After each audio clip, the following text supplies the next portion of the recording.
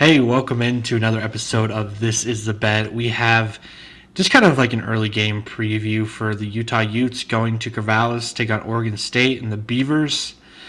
This one should be an interesting one. Oregon State coming off a recent loss to Washington State. Kind of got down early, struggled in the first half in that game, but really kind of fought their way back into it, only losing by 3. Then Utah Utes, just another dominant defensive performance at home against UCLA.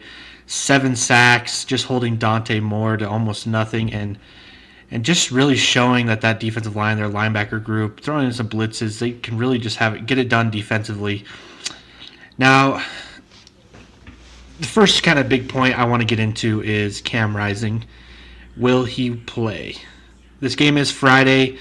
It's a late game on Friday night, so it's a little shorter week than normal just by a day.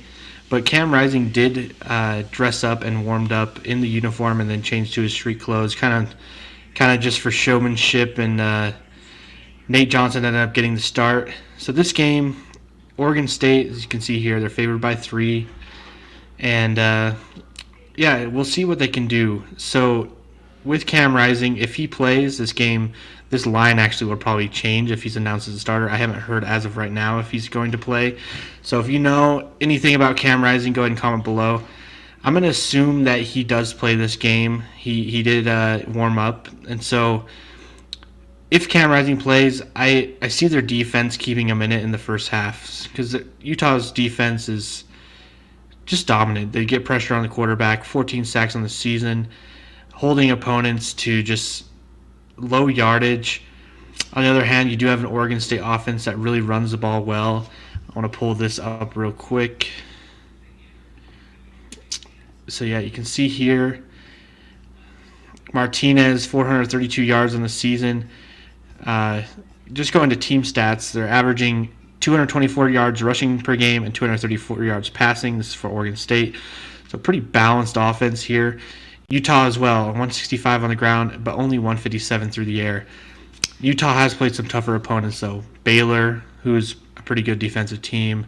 They played Florida. They played UCLA, Oregon State.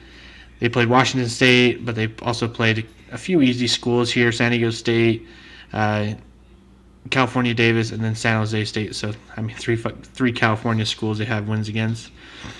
But Utah playing, some tougher teams here. 3 Power 5 schools, UCLA getting the win there, Baylor, Florida, but just holding opponents. 13 points is the most points they've allowed this season. And so on that note, if Cam Rising plays, they're going to give him time to kind of get going in the first half. Probably some conservative play calling, some short passes. They're going to run the ball as always.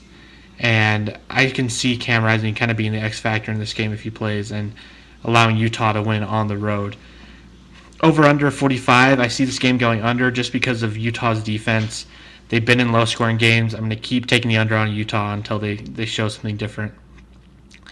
Now Oregon State, DJ, some accuracy issues, but overall been pretty good for Oregon State.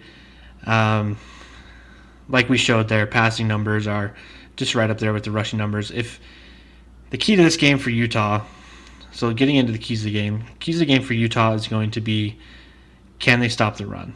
If they can stop the run against Oregon State, they're likely going to win this game. X factor number 2, or key to the game number 2, is Cam Rising. Does he play? If he doesn't play, this game is going to be a lot harder for Utah to win. Utah's been able to get it done defensively, but this might be the best or most balanced team Utah's played this year in Oregon State, and they might need some offense to kind of, get some momentum on the offensive side of the ball. Now, Oregon State's key to the game. I think their key to the game here is running the ball and DJ not turning it over. If they can stay turnover free, if he can not throw interceptions, hold on to the ball, no fumbles, and they can run the ball as well as they have, averaging over 200 yards per game. If they can do that against Utah, then they have a good chance to win this game and win it pretty easily. The thing is, I don't know if I can see that happening against this Utah defense. This Utah defense is stout, and they've had no problem stopping the run thus far. I'm sure I could find that here. There you go. Rush yards allowed, 51. On the other hand, Oregon State only allowing about 70, but Utah's defense has definitely played some tougher competition. So I'm going to kind of take my weight on that 51 yards. If Utah can hold Oregon State under 100 even, I think they have a good chance of winning this game. So for my picks, on the line, it really depends if Cam Rising plays. If he plays, I'm taking Utah +3. If he doesn't play, I'm going to take Oregon State -3. If he gets announced as a starter, this line's probably going to change, and if it doesn't, I'd be surprised.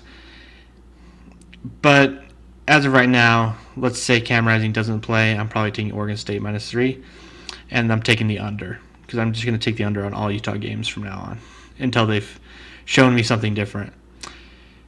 This is just a quick preview, just kind of my initial thoughts. It's early in the week. We'll probably hear more about injuries and such going forward. But go ahead and comment below. What do you think of this game? What do you think this game is going to... What do you think is going to happen in this game? Sorry. And, yeah, just comment below. Subscribe if you made it this far.